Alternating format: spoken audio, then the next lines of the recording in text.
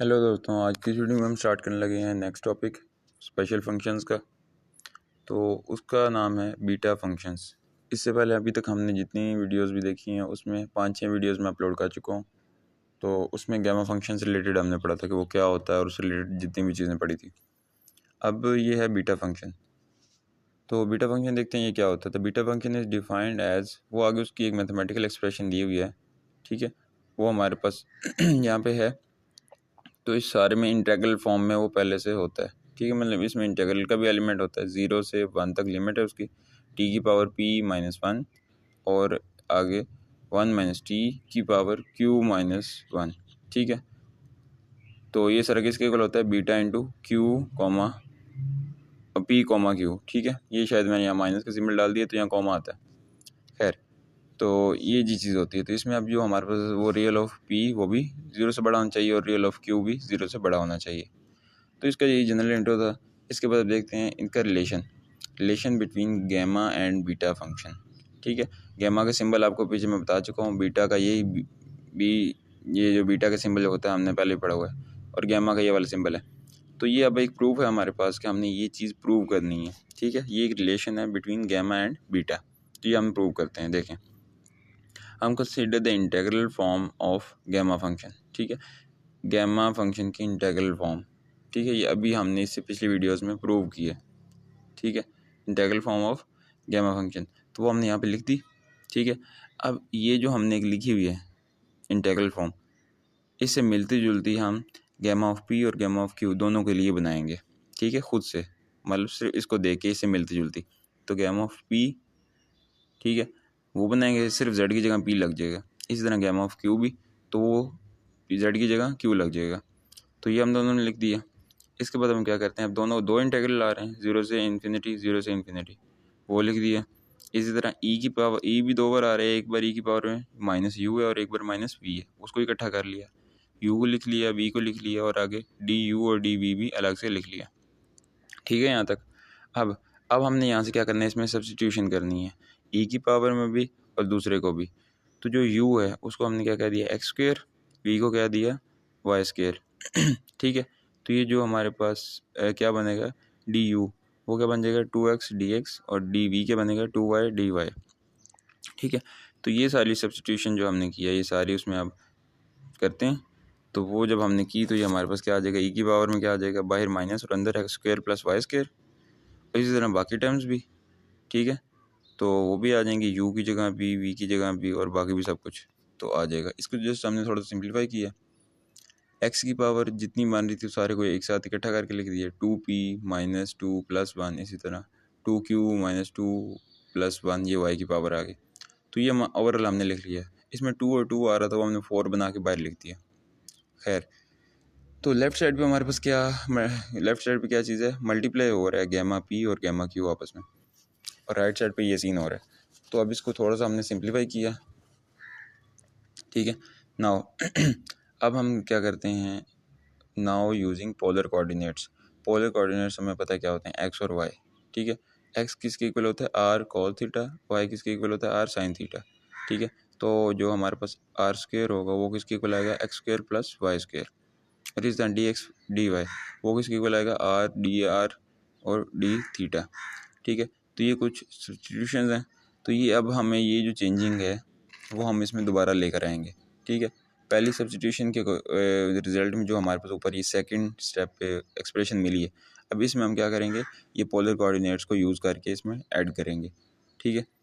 तो ये हमने पोलर कोऑर्डिनेट्स को सिंपली यूज़ किया है, जहाँ ई की पावर में x square plus y square था वहाँ सिंपली आर स्क्वायर आ गया, और इस तरह बाकी भी r cos theta, r sine theta, सारा कुछ वैसे हमने उसके अकॉर्डिंग कर दिया, ठीक है। इससे नेक्स्ट स्टेप में हमने क्या किया, अब देखिए ब्रैकेट के अंदर क्या था, आर कॉस थीटा, तो ऊपर जो पावर है 2p-1 वो आर पे भी है, कॉस थीटा पे भी है। इसी तरह जो आगे है 2q-1 पावर है वो भी आर पे है और साइन पे। तो हमने बस क्या किया, इसे ओपन करके सारों पे अलग अलग लिख लिया, ठीक है। सब पे हमने अलग अलग करके इसका लिख लिया। अब आर देखिए हमारे पास बिल्कुल लास्ट पे भी है, आर डी थीटा, यहाँ पे भी आर है, और ये एक आर के हमारे पास पी पावर में है और एक क्यू पावर में। तो मतलब ये हुआ कि आर जहाँ जहाँ भी है हमने सारे को एक बार लिख लिया, सारी पावर उसके ऊपर ऐड कर दी, ठीक है। बाकी कॉज और साइन को वैसे लिख लिया, यहाँ तक हमने कर लिया।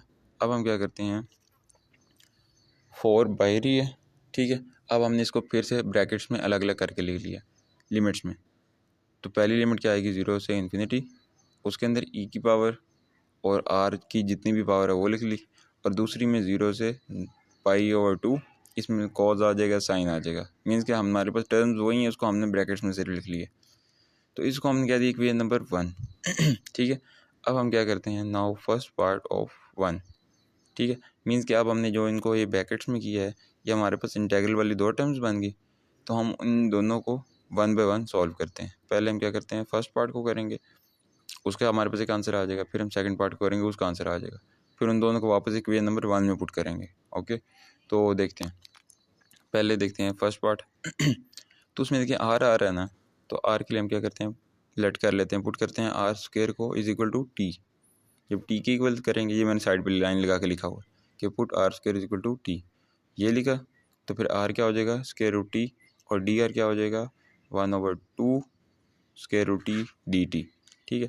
तो ये सारी चेंजेस जो हैं, ये हमारे पास जो इक्वेशन 1 है उसकी फर्स्ट टर्म में राइट साइड पे फर्स्ट टर्म में ऐड करनी, तो हमारे पास ये सारी चेंजेस आ जाएंगी जब सारी चेंजेस आ जाएंगी, उसके बाद हमने इसको जस्ट थोड़ा सा सिंप्लीफाई करना है। सिंप्लीफाई करेंगे, सिंप्लीफाई करने के बाद हमारे पास यहाँ एक साइड पे मैंने रिजल्ट लिखा हुआ है, तो वो देखें रिज़ल्ट क्या है कि जब भी हमारे पास जो 3 डॉट्स में मैंने लिखा है कि जब भी सिंप्लीफाई करने के बाद हमारे पास टर्म ऐसी बन जाए कि 0 से इन्फिनिटी ई की पावर माइनस साथ में टी वाला कोई एलिमेंट, और वही टी की पावर में z-1 भी हो, ठीक है। तो अब इससे मिलती जुलती जब भी टर्म बन जाएगी तो उसे हम सिंपली कैसे लिख लेंगे, गैमा ऑफ z में, ठीक है। तो यहाँ पे देखें, जब हमने ये आर स्क्वायर को टी पुट किया और उसके बाद फर्स्ट टर्म में पुट कर दिया और सारा इसको सिंप्लीफाई जस्ट करना है हमने, जब कर लेंगे तो वो हमारे पास एट द एंड वो ही बन जाएगा, ये जो हमने इंटीग्रल फॉर्म निकाली हुई गैमा फंक्शन की।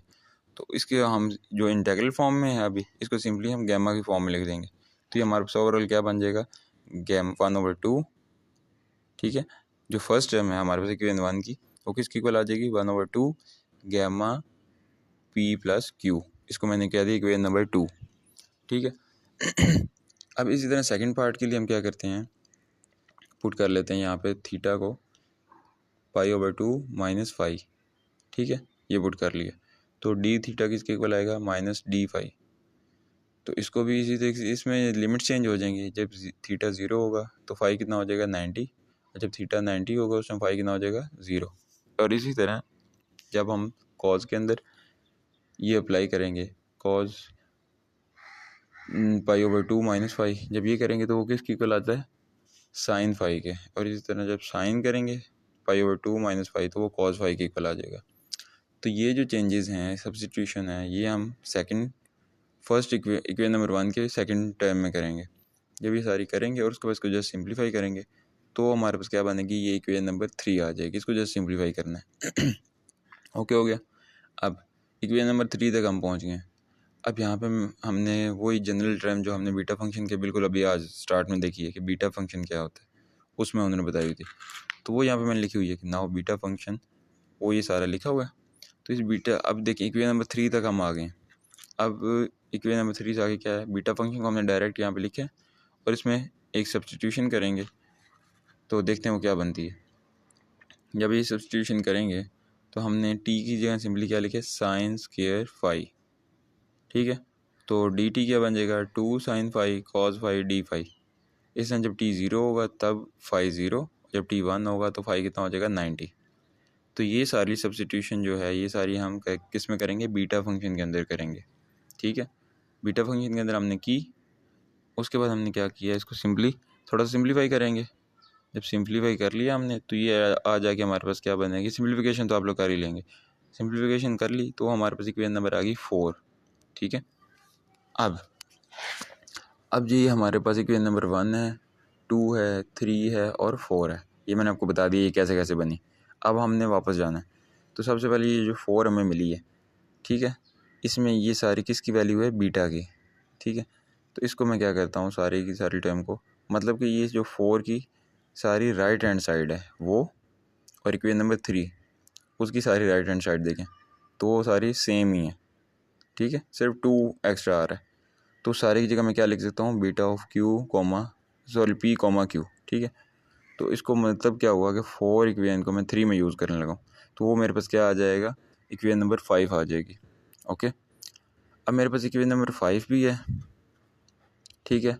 पीछे हमने एक इक्वेशन 2 भी निकाली थी। अब इक्वेशन नंबर 5 और 2 ये दोनों इक्वेशन जो हैं ये हम वापस इक्वेशन नंबर 1 में पुट करेंगे, ठीक है। तो ये जब हम 1 में पुट करेंगे तो सिंपली हमारे पास सारा सॉल्व हो चुका है।